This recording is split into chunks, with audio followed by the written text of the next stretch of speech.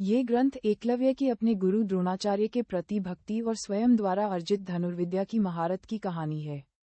यह एकलव्य की भक्ति की तुलना द्रोणाचार्य के प्रिय शिष्य अर्जुन की विशेषाधिकार प्राप्त स्थिति से करता है। 1. द्रोणाचार्य ने एकलव्य को शिक्षा देने से इनकार कर दिया क्योंकि वह निम्न जाति का था। 2. एकलव्य ने द्रोणाचार्य की मिट्टी की मूर्ति बनाई और उसे अपना गुरु मानकर उसके सामने धनुर्विद्या का अभ्यास किया। 3. उन्होंने आत्म अभ्यास और समर्पण के माध्यम से असाधारण रूप से कुशल तीरंदाज बन गए।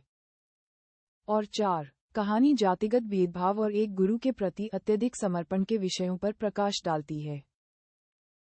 अनुवाद। द्रोणाचार्य ने राजकुमारों को धनुर्विद्या का औपचारिक प्रशिक्षण देना शुरू किया। उनमें अर्जुन अपने असाधारण कौशल और गुरु के प्रति अटूट निष्ठा के कारण प्रिय शिष्य थे।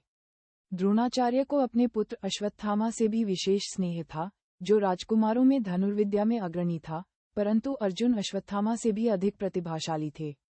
एक रात, जब सभी शिष्य गुरु के आश्रम में भोजन कर रहे थे, अचानक हवा के एक झोंके से दीपक बुझ गया।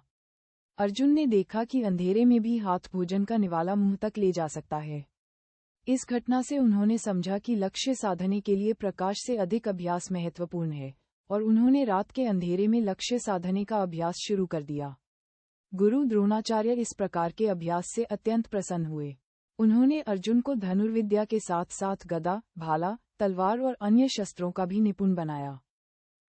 उन दिनों, निषाद राजा हिरण्यधनु के पुत्र एकलव्य भी धनुर्धर्य सीखने के लिए द्रोणाचार्य के आश्रम आए, लेकिन निम्न जाति के होने के कारण द्रोणाचार्य ने उन्हें शिष्य के रूप में स्वीकार नहीं किया। निराश होकर एकलव्य जंगल में चले गए।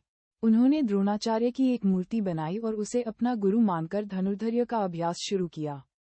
एकाग्रचित होकर वे थोड़े ही समय में धनुर्धर्य में अत्यंत निपुण हो गए। एक दिन, सभी राजकुमार गुरु द्रोण के साथ उसी जंगल में शिकार करने गए जहां एकलव्य ने अपना आश्रम बनाया था और तीरंदाजी का अभ्यास कर रहे थे। राजकुमारों का कुत्ता एकलव्य के आश्रम में भटक गया। एकलव्य को देखकर वह भौंकने लगा। इससे क्रोधित होकर एकलव्य ने कुत्ते पर तीर चलाए और उसका मुंह तीरों से भर दिया। एकलव्य ने इतनी कुशलता से तीर चलाए कि कुत्ते को कोई चोट नहीं आई, लेकिन तीर लगने से उसका भौंकना बंद हो गया। जब कुत्ता लौटा, तो अर्जुन ने उसकी धनुर्विद्या में निपुणता देखी और द्रोणाचार्य से कहा, हे गुरुदेव, जिस कुशलता से आपने इस कुत्ते के मुंह में बाण मारे हैं, वह तो अद्भुत है।